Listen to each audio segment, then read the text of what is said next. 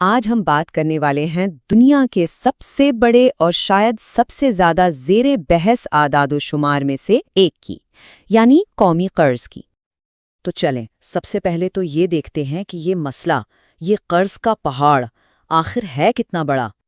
یہ ہے وہ رقم، کھربوں ڈالرز۔ یہ وہ حیران کن مجموعی قرض ہے جو دنیا بھر کی حکومتوں پر ہے۔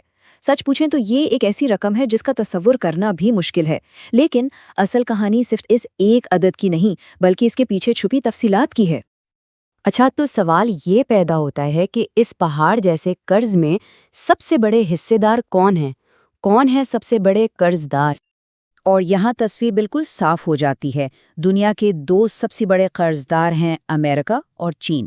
امریکہ 380 کھرب ڈالر کے ساتھ سب سے آگے ہے اور اس کے بعد چین ہے 187 کھرب ڈالر کے قرض کے ساتھ۔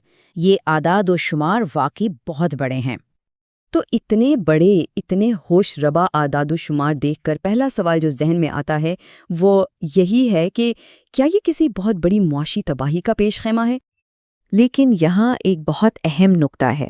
جواب ہے ضروری نہیں، اور اس کی وجہ یہ ہے کہ ان ممالک پر جو قرض ہے اس کا زیادہ تر حصہ اندرونی ہے، یعنی انہوں نے یہ قرض اپنے ہی بینکوں اور اپنے ہی شہریوں سے لیا ہے، اور یہ ایک بہت بہت بڑا فرق ہے۔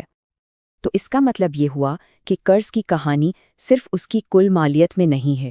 اسے سمجھنے کے لیے ہمیں ایک اور پیمانے، ایک دوسرے زاویے کی ضرورت ہے، اور وہ پیمانہ ہے قرض اور جی ڈی پی کا تناسب، یا debt to G D P ratio. یہ اصل میں بتاتا ہے کہ کسی ملک کا کل قرض اس کی پوری معیشت یعنی اس کی مجموعی قومی پیداوار کے مقابلے میں کتنا بڑا ہے۔ یہ کسی ملک کی قرض چکانے کی صلاحیت کو جانچنے کا سب سے اہم طریقہ ہے۔ اور جب ہم اس پیمانے پر دیکھتے ہیں تو کہانی بالکل بدل جاتی ہے۔ یہاں دیکھیں، جاپان کا قرض اس کی جی ڈی پی کے 200% سے بھی زیادہ ہے، مطلب قرض معیشت سے دگنا بڑا ہے۔ اس کے مقابلے میں امریکہ کا 120% اور چین کا 88% ہے۔ تو اب ڈالر کی مالیت میں قرض کم ہونے کے باوجود معیشت کے حجم کے لحاظ سے جاپان کی صورتحال کہیں زیادہ تشویشناک نظر آتی ہے۔ اچھا، ان سب معاشی اصولوں کو ایک حقیقی دنیا کی مثال سے سمجھتے ہیں، ایک ایسا موازنہ جو شاید بہت سوں کے لیے حیران کن ہو۔ یہ کہانی ہمیں 50 سال پیچھے جنوبی ایشیا کے ایک تاریخی موڑ پر لے جاتی ہے، 1971 میں۔ 1971 میں جب بنگلہ دیش وجود میں آیا تو معاشی طور پر پاکستان بہت آگے تھا۔ اس کی جی ڈی پی زیادہ تھی، آبادی کم تھی۔